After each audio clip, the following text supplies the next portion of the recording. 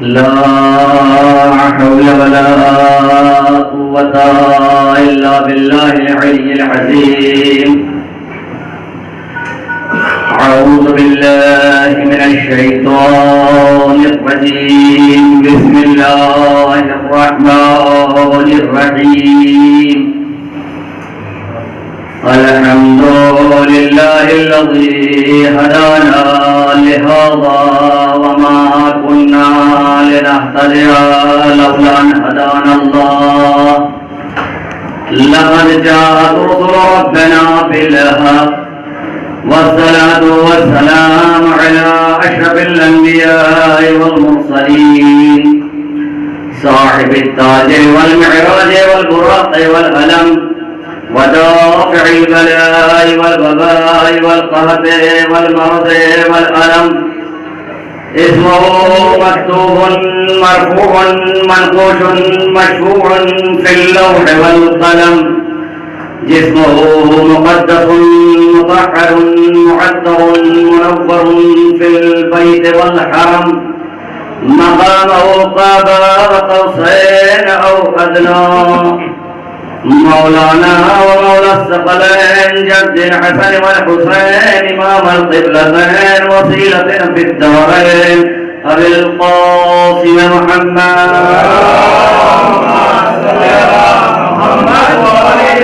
وآل الطيبين الطاهرين المعصومين المظلومين ولعنة الله على أعدائهم أجمعين من يومنا إلى قيام يوم الدين. أما بعد فقد قال أبو عبد الله الحسين عليه قال رسول الله صلى الله عليه وآله إن الحسين مصباح الهدى وسفينة النجاة. صلوات محمد.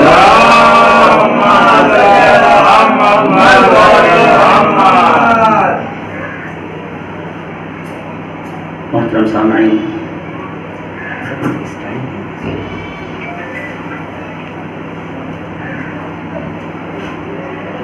میں نے آپ حضرات کے سامنے رسول اللہ کی ایک حدیث پیش کیا کہ ان الحسین مصباح الہدی و سفینۃ النجاۃ، کہ بے شک حسین ہدایت کے چراغ ہیں اور نجات کی کشتی.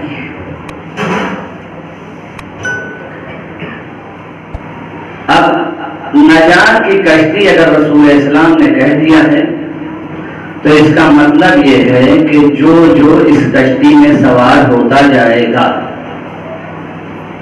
وہ نجات پاتا جائے گا، اور جو اس کشتی میں سوار نہیں ہوتا ہے گویا اسے نجات نہیں مل سکتی ہے.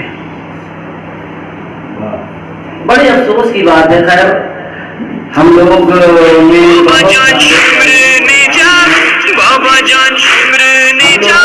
ضد پیدا کر دینا تو اس کے لیے امکانیات میں ہو جاتا ہے.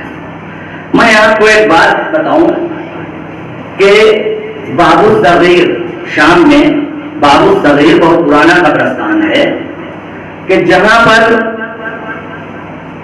جناب مرزا سلام اللہ علیہ کا دفن ہے، جناب بلال دفن ہے، جناب عبداللہ کے بارے میں بھی روایت ہے وہ بھی دفن ہے، اور وہاں پر حسینہ بنت امام علی علیہ السلام دفن ہے، ام کلثوم بنت امام علی اور وہ ایک دوسرے شجرے کے تحت ہیں. غرض کے وہاں پر اہل بیت اطہار کی خبریں ہیں. ایک مقام تھا جو اس باب الصغیر میں خالی پڑا ہوا تھا اور ایسی گڈھا تھا. کچھ ہمارے جذباتی لوگ بھی ہوتے ہیں جو یہاں سے زائرین جاتے ہیں زیارت کے لیے، اور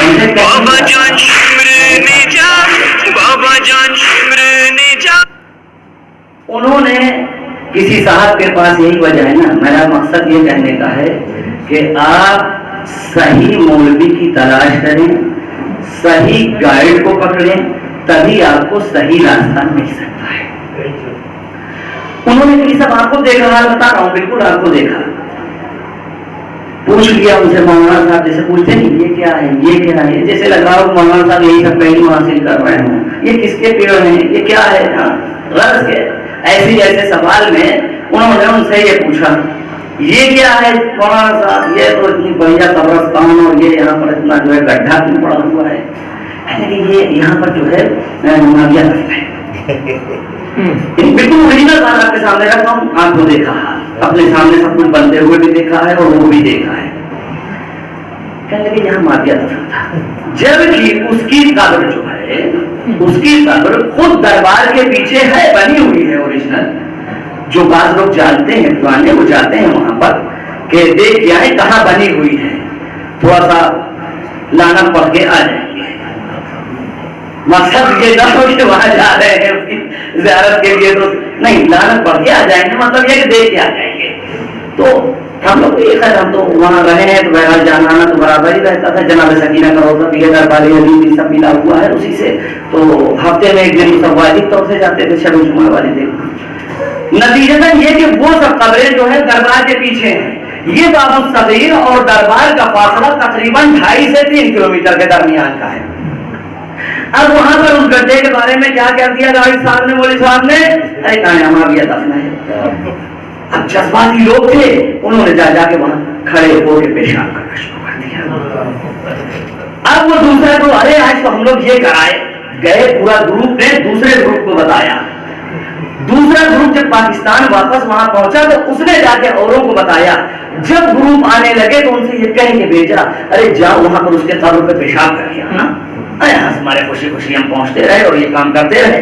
وہاں پر غرض کے وہ قبرستان متبرک قبرستان اہل بیت اطہار علیہ السلام وہاں پر دفن ہیں. وہاں پر سرائے شہداء لے جا کر رکھے گئے کہ روایت کے مطابق 18 شہیدوں کے سر وہاں پر دفن ہیں.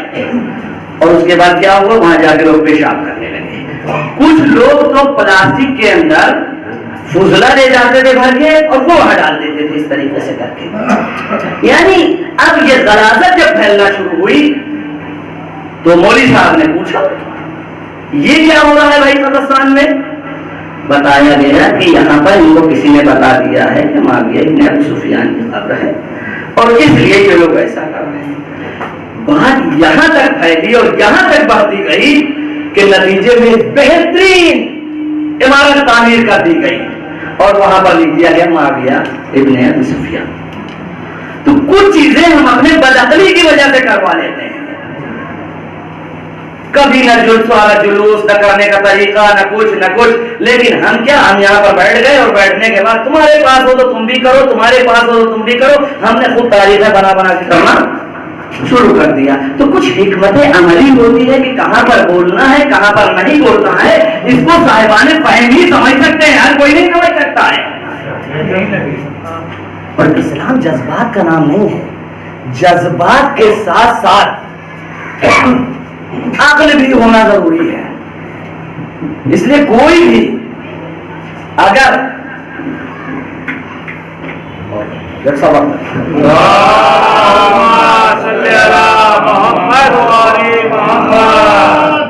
کوئی بھی اگر عقل کو استعمال نہیں کرتا ہے، صرف اور صرف جذبات کے ساتھ بہ جاتا ہے، تو یقیناً پھر ایک مشکل یہ پیدا ہو جاتی ہے کہ جو ہماری ثقافت ہے، جو ہم اہل بیت اطہار سے جڑے ہوئے ہیں، جس کی وجہ سے دنیا ہماری شناخت کر رہی ہے، وہ چیزیں ہم سے جدا ہو جاتی ہیں. اب دیکھیں بہت ساری چیزیں ایسی ہیں کہ جو امام حسین علیہ السلام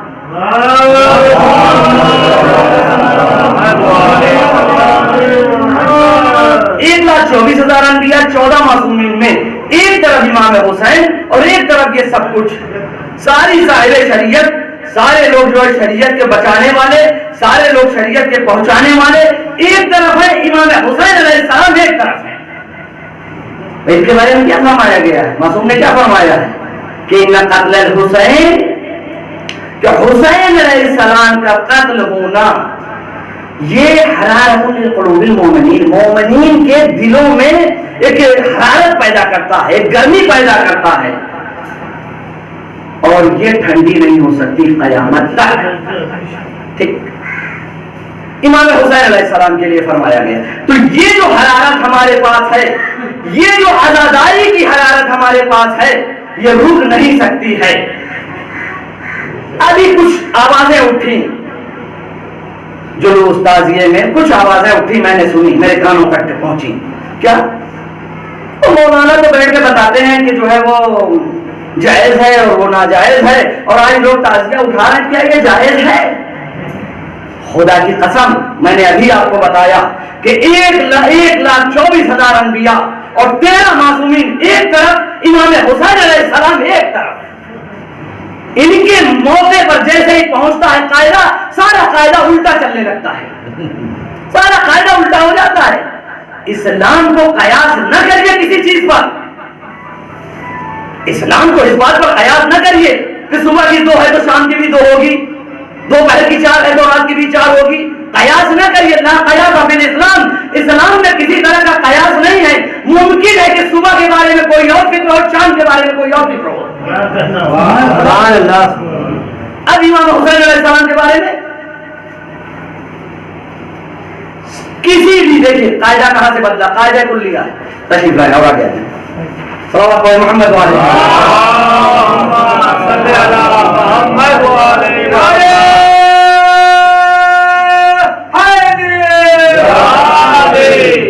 कायदा कहां से बदला? सबसे पहली चीज, आपने कोई रवायत ना सुनी होगी, आपने कोई हदीस ना सुनी होगी कि 1,24,000 अंबिया किराम और 13 मासूमीन इमाम हुसैन अलैहिस्सलाम के अलावा किसी के लिए जायज हो कि कोई मौलाए कायनात के रोजे में जाए और वहां की मिट्टी खा ले, शिफा है। इस्लाम ने इजाजत दी हो, रसूल खुदा के यहाँ की मिट्टी खा ले, इस्लाम ने इजाजत दी हो। शहजादी फातिमा ज़हरा सलामुल्लाह अलैहा के यहाँ जाने के बाद वहां की मिट्टी खाए, इस्लाम ने इजाजत दी हो। आप बताइए, किसी मासूम के बारे में इस्लाम ने इजाजत दिया है?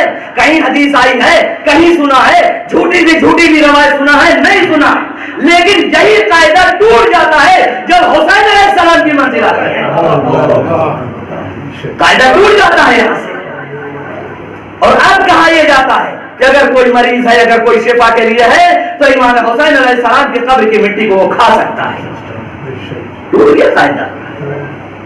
आप ईद करें, बकरीद करें, रजब करें, 13 रजब आए, 15 शाबान आए, गरज के जितने भी आपको आमाल के मवादे आए, ईद कर रहे हैं, ज़ियारत इमाम हुसैन पढ़ना है हमको। कायदा टूट गया, देख लीजिए। कहीं किसी के साथ ये कायदा नहीं है क्या हर जगह इमाम अली अलैहिस्सलाम की ज़ियारत पढ़ेंगे, इमाम रज़ा अलैहिस्सलाम की ज़ियारत पढ़ेंगे, फला। कायदा किसी के साथ ये नहीं है सिवाय इमाम हुसैन अलैहिस्सलाम के साथ। मैं समझाना चाहता हूं उन मोमिनीन को जो ये समझते हैं महाराजा किराम हमारे फतवा देते हैं, किसी मकसद के तहत देते हैं। उन मकसद को समझना ये हमारे अक्लों के ऊपर है कि हम उसको कैसे समझते हैं। हम उसको गलत मकसद निकाल लेते हैं फौरन। अगर इस तरह मकसद निकाला जाएगा तो फिर बहुत सारे मकासद गलत हो जाएंगे। तो इमाम अली अलैहिस्सलाम या गलत के सबके लिए कहीं पर यह नहीं लिखा है कि रजब में आप खड़े हो तो वहां पर रसूल खुदा की भी ज़ियारत पढ़िए, लेकिन हर जगह यह लिखा हुआ है कि अगर 15 शाबान भी है तो वहां पर भी इमाम हुसैन अलैहिस्सलाम की ज़ियारत पढ़िए। हर जगह आपको यही मिलेगा, यानी कायदा बिल्कुल पलट गया है यहां पर। मेरे अजीजों, मेरे दोस्तों, मेरे जवानों, मेरे बुजुर्गों, इस मसले को समझिए।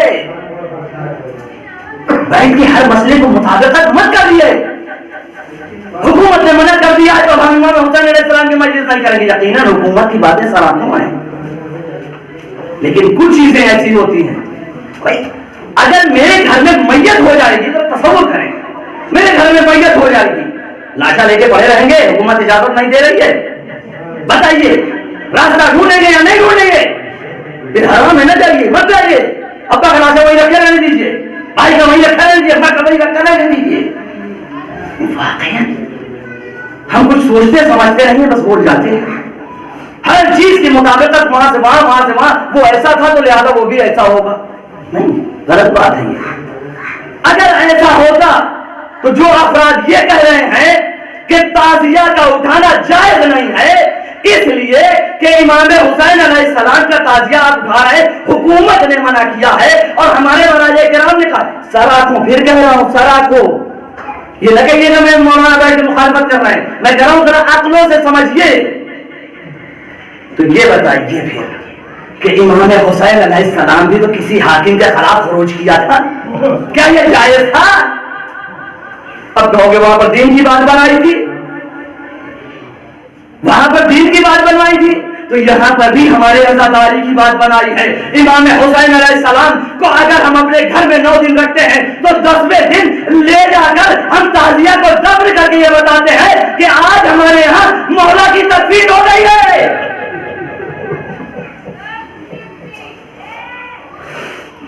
حسین کا قتل مومنین کے قلوب میں حرارت ہے جو کبھی ٹھنڈی نہیں ہو سکتی ہے، لہذا اس مسئلے کو سب سے پہلے ہمیں سمجھنا ہوگا۔ جہاں بھی ممکن ہو، جیسے ممکن ہو، آنکھ بند کر کے آنکھ کھول کر آپ کو حکومت نے موقع دیا اور آپ نے وہ کام کیا، عقل چاہیے تھی نا، عقل کا استعمال کیا، آپ نے وہ کام کیا۔ ضروری ہے کہ بدعقلی کا کام کیا جائے، لیکن اس کو بہت سے لوگوں نے اپنے جذباتی مرحلے میں لے جا کر اور یہ کہہ دیا کہ وہ چوری سے دفن کرنا جائز نہیں ہے۔ سارے مسئلے ایک طرف، نماز ایک طرف، روزہ ایک طرف، حج ایک طرف، پورا اسلام ایک طرف، امام حسین علیہ السلام ایک طرف ہے، پورا قاعدہ پلٹ جاتا ہے۔ محمد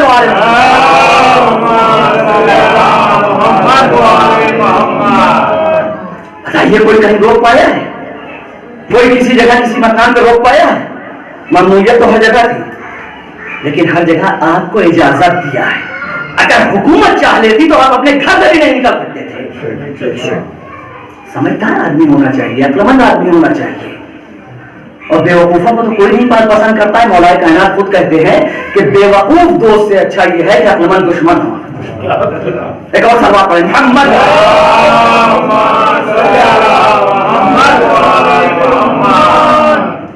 مجھے کتنی دیر تک پڑھنا ہے مجھے معلوم نہیں بات۔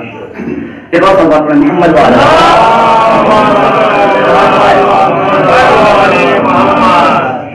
تو امام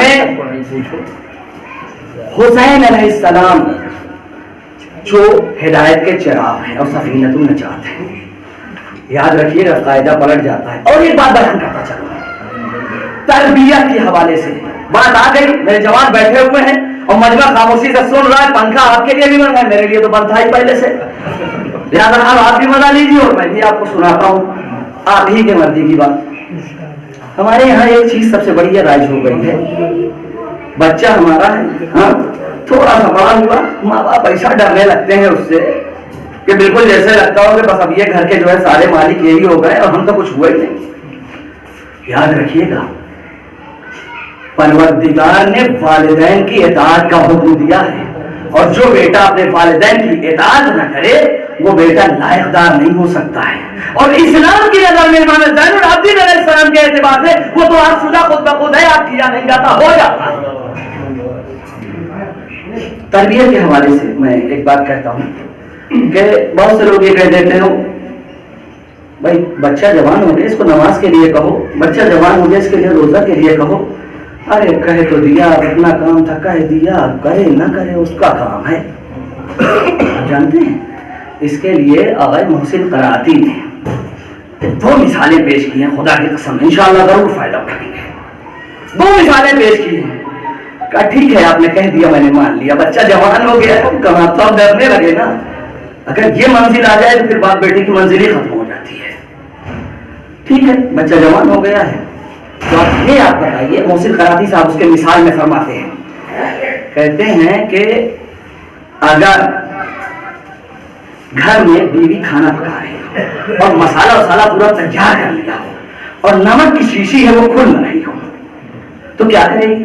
بھیا تم کھول دو ذرا نمک کی شیشی، آپ کھول دیجئے، ان کو بلائے گی ان کو بلائے گی، آپ بغیر نمک کے پکا دے گی؟ کبھی نہیں پکائے گی، پکا بھی دے گی تو آپ بھی نہیں کھاؤ گے بیٹھ کے، نمک لانا ہے۔ ہاں پھر کیا ہوگا؟ ایسی صورت میں جب نمک کی شیشی نہیں کھلے گی تو آخر میں نمک کی شیشی کو توڑ دیا جاتا ہے، اور جب نمک کی شیشی توڑ دی جائے گی تو نمک باہر آ جائے گا۔ یعنی جس چیز کی ضرورت ہو اس پر عمل کرتے رہے، بچے کو یہ سوچ کر نہ چھوڑ دے کہ اب بچہ جوان ہو گیا ہے اب ہمارے ٹوکنے سے کوئی فائدہ نہیں ہے، اب ہمارے ٹوکنے سے کوئی فائدہ نہیں، آپ ٹوکتے رہیے۔ جانتے ہیں ہر کوئی اس بات کو, میری بات کو سمجھ سکتا ہے. وہ جوان بھی سمجھیں گے جن کے بچے ہیں.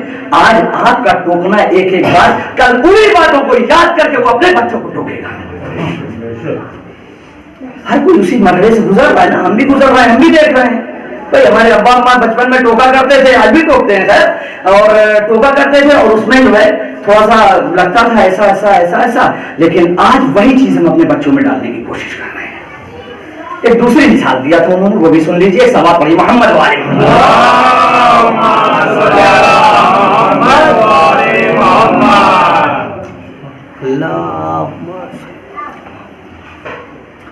ایک دوسری مثال ہے. جب دیر ہو جائے مجھے بتا دیجیے گا, ورنہ میں آج سنانے کے موڈ میں ہوں. دوسری مثال, خود محسن قراتی نے کہا ٹھیک ہے, ڈاکٹر نے آپ کو دوا لکھی, یہی جوان کو جو نہ ٹوکنے والی بات ہے. کہا ڈاکٹر نے دوا لکھی, کہا اگر یہ نہیں لاؤ گے دوا مر جائے گا آدمی تمہارا. اب ہم گئے یہاں سے, کراری گئے, نہیں ملی. الہ آباد چلے گئے, پورا ڈھونڈا, کہیں نہ ملی. اس کے بعد ہم نے کیا کیا, دلی پہنچ گئے, وہاں نہ ملی. نتیجے میں کیا ہوا, بمبئی فون کر کے کہنے لگے, وہاں پتا چلا کہ دوا کا فوراً کسی بھی طریقے سے اس کو بھیج دیا جائے. کہا جس طریقے سے جان بچا رہے ہو ایک آدمی کے لیے اتنا دواؤں کا انتظام کر کے, اسی طریقے سے اس اولاد کو بچانا ہے ٹوک ٹوک کر. وہ سنے یا نہ سنے یہ آپ کا کام نہیں ہے. رسول اسلام کیا تھا, تبلیغ کرتے تھے, بتاتے تھے بھیا نماز پڑھ لو. آج لوگ بڑے آسانی سے کر دیتے ہیں, ارے اب وہ اثر کہاں رہا, وہ پہلے کے مولانا کہہ دیتے تھے تو اثر ہو جاتا تھا, آپ کے مولانا کہتے ہیں تو اثر نہیں ہوتا. میں دیکھیے میں اس کی توڑ کی بات کر رہا ہوں, اس لیے کچھ باتیں جو ہے ہماری غلط گڑت ہیں. جناب نور 950 برس سے تبلیغ کرتے رہے, کہاں چل گیا تھا سر, کیا نبوت نہیں تھی, کیا معصومیت نہیں تھی, کیا نہیں تھا. یہ فطرت انسانی, انسان کے لیے پروردگار نے ایسا انسان کو آزاد بنایا ہے کہ جب تک اس کے عقل میں نہ دھس جائے گا, دل میں نہ اتر جائے گا, تب تک یہ نہیں مان سکتا ہے. تو اب وہ دوا آپ نے منگا لیا اور اس کو بچا لیا. اسی طریقے سے اپنے بچوں کو ٹوکتے رہیں. ایک اور صلوات پڑھیں, محمد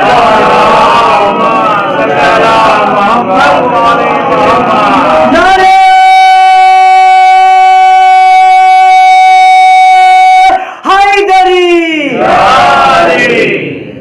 خیر. تو یہ مجلس جو برپا ہو رہی ہے, یہ امام حسین علیہ السلام, روایت کے جملے ہیں. دو چار باتیں بس آپ تک پہنچا دوں. پورے محرم تو سرنیا والوں نے مجھے سنا ہے, میرے پاس سنانے کے لیے اس کے علاوہ کچھ اور بچا ہی نہیں ہے. صلوات پڑھیں محمد والے.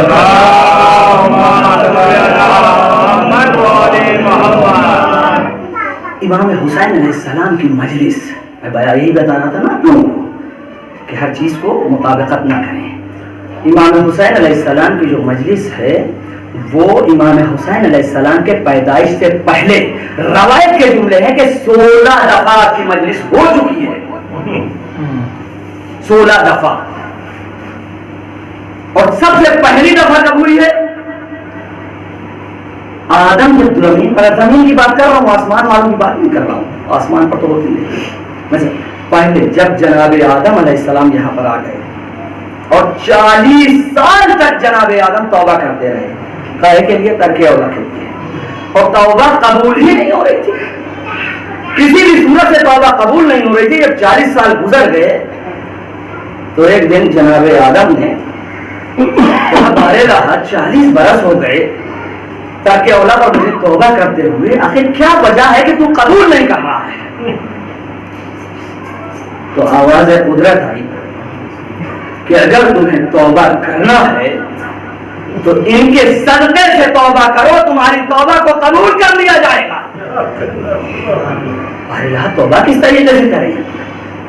آواز جبرائیل آئی, کہو اللہم بحق محمد وانت المحمود وبحق علی وانت العالی وبحق فاطمہ وانت فاطر السماوات والارض وبحق الحسن وانت المحسن وبحق الحسین وانت قدیم الاحسان وبحق الائمة التسعة الطاہرین من ذریۃ علیہم السلام فاستجب دعائی وقت حاجاتی. اگر اس طریقے سے دعا مانگو گے تو پروردگار عالم تمہاری توبہ کو قبول کر لے گا.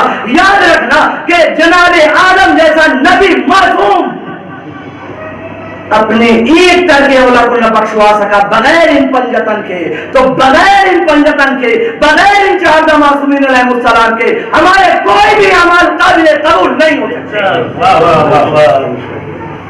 نہیں ہو سکتے ہمارے کوئی بھی اعمال قابل قبول۔ سننے کا موڈ ہے، اپنے مسائل پڑھاؤں گا۔ صلوات پڑھیں محمد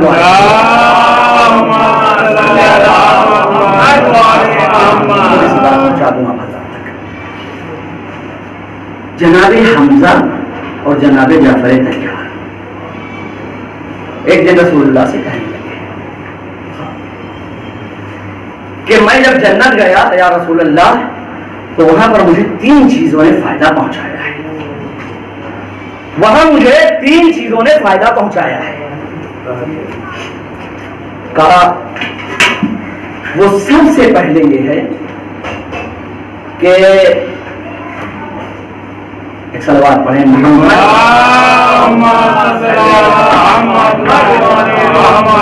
ایک اور صلوات پڑھیں محمد۔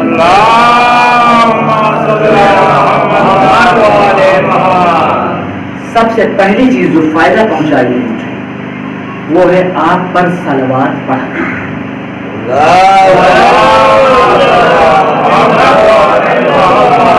قبر میں کام آنے والی ہے۔ اچھا صلوات بھیجنے سے آپ لوگ پریشان نہ ہوئیے، روایت کی جملے بیان کر رہا ہوں آپ کے سامنے کہ روایت میں لکھا ہوا ہے کہ ایک شخص جو صلوات پڑھتا ہے 400 سال تک فرشتے اس صلوات کا ثواب لکھتے رہتے ہیں، اور اس کے درمیان میں اگر صلوات پڑھ دیتا ہے تو فرشتے کہہ رہے ہیں کہ اے بندے ابھی تو میں تمہارے پہلے صلوات کے بارے میں لکھ رہا ہوں، ابھی تو میں تمہارے پہلے صلوات کے بارے میں تمہارا حساب لکھ رہا ہوں، وہی قابل نہیں ہوا ہے، تو یہ صلوات کی اتنی فضیلت ہے۔ ہاں لیکن ایک بات صاف صاف رسول اسلام نے کہہ دیا، اور خود سیوطی نے لکھا ہے، خود اہل سنت کے بڑے عالم دین نے لکھا ہے کہ رسول اسلام نے فرمایا ہے کہ ہم پر صلوات بھیجو لیکن 2 مریدہ صلوات نہ بھیجنا، 2 مریدہ صلوات نہ بھیجنا، یعنی اللہم صلی علی محمد وسلم، یہ سلم و وسلم یہ سب کچھ کہہ لینے سے کام نہیں چلے گا، اگر وہ آئے معدد اور آئے اجرت آپ کو یاد ہے کہ قل لا اسألکم علیہ اجرا الا المودۃ فی القربى، تو اگر رسول نے قرآن مجید میں یہ جملہ آیا ہے کہ قرب قرابت داروں کے ساتھ مودت اختیار کرو، تو یاد رکھنا کہ جب تک اہل بیت علیہ السلام شامل نہ ہوں گے، جب تک بآلہ ہی نہ کہیں گے، آپ کی صلوات قابل قبول نہیں ہے۔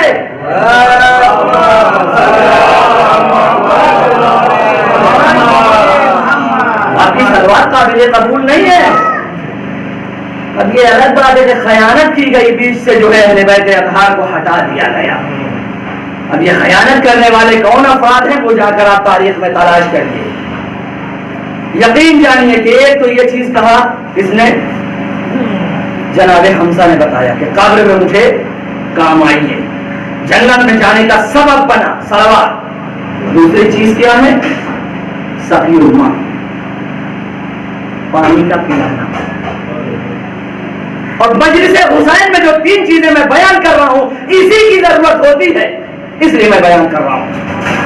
سقی الماء یعنی پانی پلانا، پہلا صلوات ہو گئی، یہ سب چیزیں جو ہے آپ کو پرچہ آؤٹ ہو، یہ تو ہمارا اسلام ہے اور ہمارے رسول کا کرم ہے تو انہوں نے سارے پرچے پہلے ہی آؤٹ کر دیے ہیں۔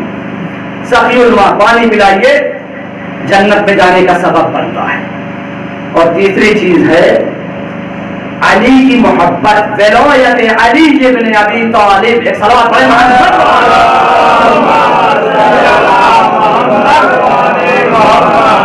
ولایت علی ابن ابی طالب، تو یہ 3 چیزیں ہیں جو جنت میں جانے کا سبب بنی ہیں، اور یہی 3 چیزیں ہیں جو ہم عمل انجام دیتے ہیں۔ بھائی سبیل لگاتے ہیں، پانی پلاتے ہیں کہ نہیں پلاتے ہیں؟ ہاں، اور مجلس میں بیٹھ کے کس کا ذکر کرتے ہیں؟ علی کا ہی تو ذکر کرتے ہیں، اہل بیت کا تو ذکر کرتے ہیں کہ اور کسی کا ذکر کرتے ہیں؟ اور مجلس میں بیٹھنے کے بعد صلوات ہی کا تو ذکر ہوتا ہے۔ یہ تینوں چیزیں اسی مجلس حسین میں ہم کو ملتی ہیں جو جنت میں جانے کا سبب ہے۔ جنت میں جانے کا راستہ ہے.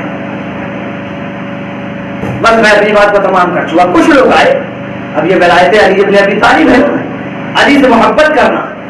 رسول اسلام نے کیا کرنا ہے کہ علی سے وہی محبت کرے گا جو مومن ہوگا, اور علی سے وہی بغض کرے گا جو منافق اور کافر ہوگا. یاد رکھنا یہ علی کے لیے خاص علامت بیان کی گئی ہے. اور پھر حدیث ایک جگہ فرمایا, کیا کہا, الحسن والحسین سیدا شباب اہل جنہ, حسن اور حسین جوانان جنت کے سردار ہیں. وَأَبُوهُمَا خَيْرٌ مِّنْهُ, اور تمہارے والدین تم سے بہتر ہیں. یعنی اب جنت کے اندر رسول اسلام, مولا کائنات اور فاطمہ الزہرا سلام اللہ علیہا, ان تینوں کے علاوہ خود امام حسین علیہ السلام سب پہ فضیلت رکھتے ہیں. دیکھیں قاعدہ ٹوٹ رہا ہے نا, میں قاعدے کو بیان کر رہا ہوں کہ یہ سب پر فضیلت رکھتے ہیں. اور یقیناً ہم یہاں فرش بچھاتے ہیں, ہم قناعت لگاتے ہیں. لوگ یہ کہہ دیتے ہیں کہ یہ کام یہ شیعہ کرتے ہیں, کس لیے کرتے ہیں ہم؟ اس لیے کہ تاکہ امام حسین کا ذکر ہو سکے, علی کا ذکر ہو سکے, اہل بیت کا ذکر ہو سکے, اس لیے کرتے ہیں. اچھا, پروردگار عالم نے کیا کہا, ذرا وہ سن لیجیے. اب اگر شیعہ یہ کام کو کرتے ہیں تو پھر اللہ بھی شیعہ ہو جائے گا. انی ما خلقت السماء والارض ولا ارضا مدحیا ولا قمرا منیرا ولا شمسا مضیا. ہم نے کوئی چیز پیدا ہی نہیں کی مگر ان پنجتن کے صدقے دے. اور محمد صلی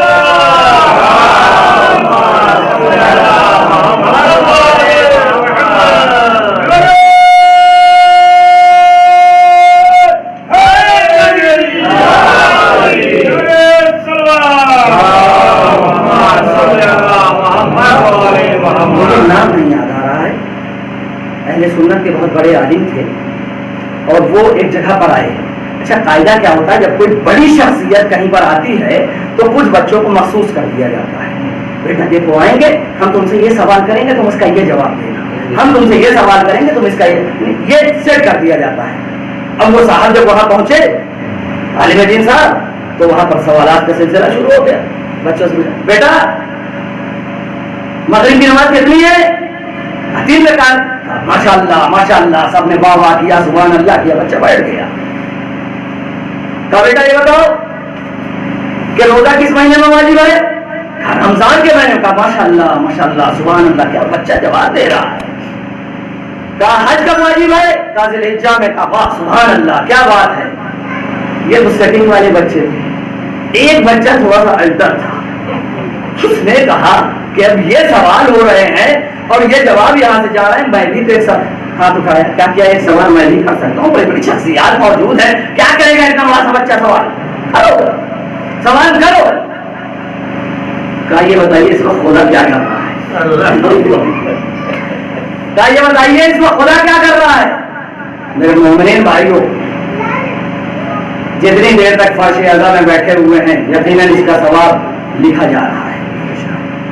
لہٰذا تھوڑی رحمت ہوگی, جو کچھ 2-4-5 منٹ اور دیر کرنا ہے, مجھے تھوڑا سا پڑھنا ہے, پڑھ لینے دیجیے. اس کے بعد ایک سوال پڑھے محمد والے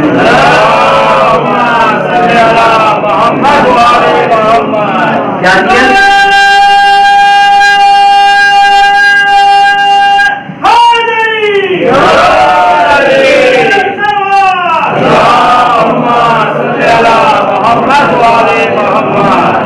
پھر سے ایک بات سن لیجیے. ایک بچے سے سوال کیا گیا, اس نے کہا مغرب کی 3 رکعت ہے.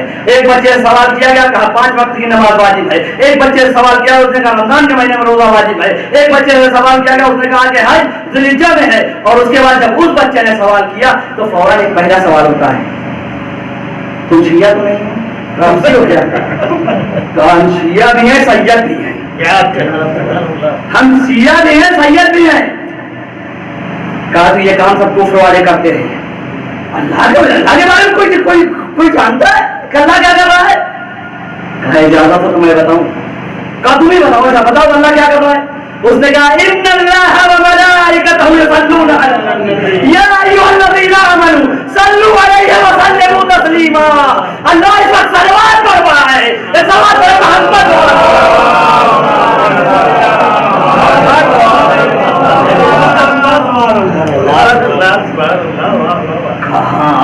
دیا, قرآن سے دلیل دیا ہے تم نے یہ بات صحیح ہے, تو یقیناً ہمیں پتہ ہونا چاہیے کہ کیا ہے. وہ سیٹنگ کرنے سے کام نہیں چلنے والا ہے.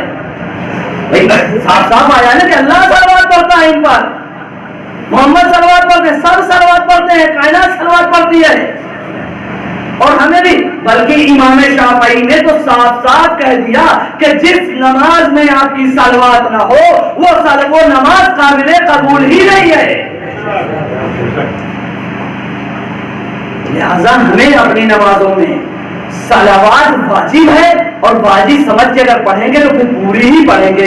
جو انسان سلم وسلم کر کے رہ جاتا ہے یقیناً وہ تم مریدہ صلوات پڑھتا ہے اور خیانت کرتا ہے. امام حسین علیہ السلام کہ جن کا مقام ایک دم الگ ہے دوسروں سے, ہم ان کو ان میں نہ شامل کریں کیونکہ پروردگار عالم, ہاں ان کا اور جناب یحییٰ کا بات تو طولانی ہوتی چلی جا رہی ہے, خیر میں زیادہ آگے نہیں جاؤں گا, بس 2 جملے بیان کر دوں. ان کا اور جناب یحییٰ کا 2-3 علامات ایسی ہیں جو ان کی اور جناب یحییٰ کی ایک ہے. سب سے پہلی چیز, آپ بھی کم وقت میں آئے, جناب یحییٰ بھی کم وقت میں آئے. آپ کو بھی ظالم و جابر بادشاہ نے سر قلم کروا لیا تھا, اور امام حسین علیہ السلام کو بھی ظالم و جابر بادشاہ نے سر قلم کروا لیا تھا. آپ نے بھی سر کٹنے کے بعد تلاوت کیا, امام حسین علیہ السلام بھی سر کٹانے کے بعد تلاوت کر رہے ہیں. کیا بولے جناب یحییٰ کے ساتھ, بس تھوڑی سی باتیں کیسی, کیا ہوتا ہے جناب یحییٰ کے ساتھ؟ جناب یحییٰ ایک بادشاہ تھا, ایک بادشاہ تھا. اس نے کیا کیا, اپنی بھابھی سے شادی کر لیا. اس کے ساتھ بچی بھی تھی, بھائی کی لڑکی تھی, سارے بھائی کی لڑکی تھی, وہ بھی تھی. نتیجے میں کچھ عرصے میں وہ جوان ہو گئی, اور اب بادشاہ نے اپنی بیوی سے بات چیت کر کے اور وہ اس کو بھی پسند کرنے لگا, اور اب شادی کی منزل آئی. شادی کے منزل جیسے ہی آئی ویسے جناب یحییٰ اٹھ کھڑے. امام حسین نے کیا کیا تھا, جب یزید نے ہر چیز کو حلال قرار دینے لگا تھا تبھی تو امام حسین اٹھ کھڑے ہوئے تھے, جناب یحییٰ بھی اسی طریقے سے اٹھ کھڑے ہوئے. اور جب یحییٰ اٹھ کھڑے ہوئے تو اس لڑکی کو اتنا عشق ہو گیا تھا اس سے کہ اس نے کہا اب شادی تو کر لی ہے لیکن قریب تبھی آنا ہے جب ان کا سر لے آؤ. اور جناب یحییٰ کا سر طلب کر دیا, یہاں تک کہ جناب یحییٰ کا سر مبارک جسم سے الگ کیا گیا, اور جہاں پر ان کا خون ٹپکا ہے وہاں سے ایسا فوارہ نکل رہا تھا, لوگ مٹی ڈالتے جا رہے تھے, مٹی ڈالتے جا رہے تھے, یہاں تک کہ ٹیلا بن گیا, لیکن وہ خون اسی طریقے سے فوارہ کر رہا تھا. ویسے ہی امام حسین علیہ السلام ہے کہ امام حسین علیہ السلام جیسے ہی لوگ نیزہ پر آئے ہیں تلاوت کلام پاک کر کے یہ بتا دیا کہ دیکھو تمہارا کام سر و تن میں جدائی کرنا ہے, لیکن اس کے بعد بھی تبلیغ کرنا ہمارا کام. یہ امام حسین علیہ السلام. بس میں نے اپنی بات کو تمام یعنی آج سو مہینہ لاشیں 3 دن تک پڑے رہے. بنی اسد کی عورتیں آئی, آنے کے بعد دیکھا کچھ لاشیں شہدا ہیں بغیر سر کے. پانے کے بعد انہوں نے پانی بھرا, بھرنے کے بعد گھر گئے, گھر جانے کے بعد اپنے مردوں کو انہوں نے بتایا, کہا وہاں پر دلیل دیکھا ہے, دیکھو لوگ اپن لاشیں بغیر سر کے پڑے ہوئے. جاؤ, جانے کے بعد دفن کر دو. کیا کہا بنی اسد والوں نے, کہا کہ ہمیں ابن زیاد سے ڈر لگتا ہے. بس میرے عزیزوں, میں نے ابھی تعزیہ دفن کرنے والی بات کہی تھی. اگر حاکم سے ڈر لگتا تھا اور حاکم نے منع کیا تھا تو اس کا مطلب یہ تھا کہ مولا نے وصیت ان سے کیا تھا, کہا تھا آ کے ایک ایک مٹھی خاک ہمارے اوپر ڈال کر دفن کر دینا. تو یہ میرے مولا کی وصیت تھی, خبردار اپنے مرضی سے کوئی فتویٰ نہ دے دینا. جب انہوں نے عورتوں نے کہا ٹھیک ہے تم نہیں جا سکتے ہو تو ہم جاتے ہیں، جانے کے بعد ایک ایک مٹھی خاک ڈالیں گے، اس لیے کہ زہرا کے نام نے ہم سے وصیت کیا تھا۔ اجرکم علی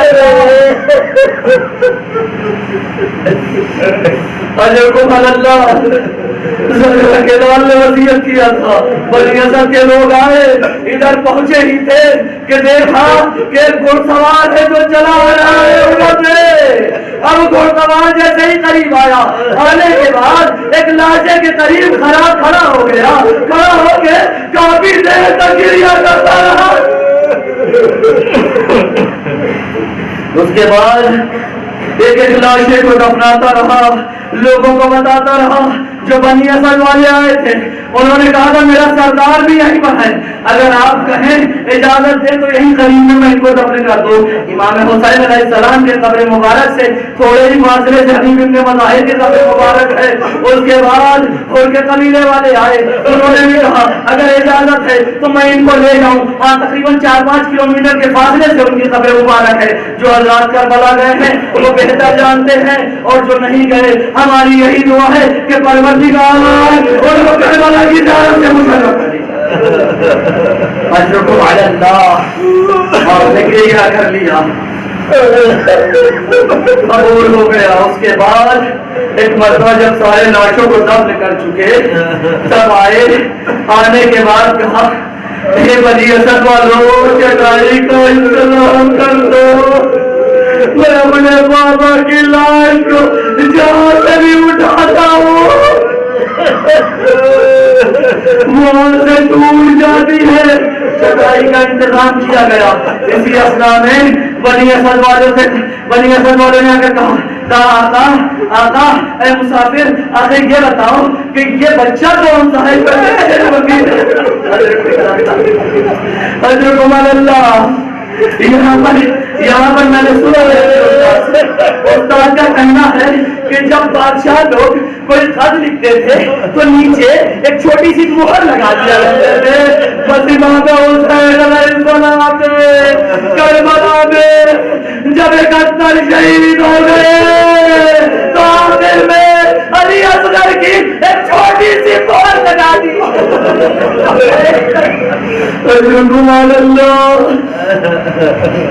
اس کے بعد اپنے بابا کو لٹایا، بابا کے سرانے علی اکبر کو لٹایا اور سینے پر شرک مارنے کو لٹا دیا، دفن کر دیا۔ اتنے میں بنی اسد والے کہتے ہیں کہ مسافر وہ ادھر ترائی کے کنارے کے ساتھ ہے۔ اجرکم علی اللہ، تو ترائی کے کنارے کس کا لاشا ہے؟ ارے وہ میرے چچا عباس کا لاشا ہے، جو بیویوں کے جب تک وہ موجود ہے بیویوں کی فارس بنے رہے۔ ارے میرا وفادار چچا جس کی آرزو دل کے دل میں رہ گئی۔ اللہ، اب آپ کچھ شبیہوں کی زیارت کریں گے جو بھی برآمد ہوں گی، جس میں سب سے پہلے جناب عباس کے علم کی زیارت کریں گے۔ ہاں جب وقت آیا اور مولا سب کو بانٹ رہے تھے تو 3 طریقے کے علم دیے۔ ایک حبیب ابن مظاہر کو دیا، دینے کے بعد کہا حبیب جاؤ اصحاب کو لے کر، ایک کام میمنہ تمہارے حوالے، ایک علم حوالے کیا زہر قائم کے ہاتھ میں دے کر جاؤ میسرے کی طرف لے کر جاؤ، یہ علم تمہارے علاوہ حوالے۔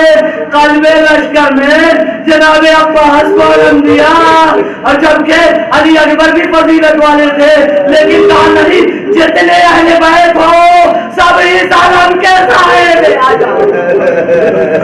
اجرکم علی اللہ۔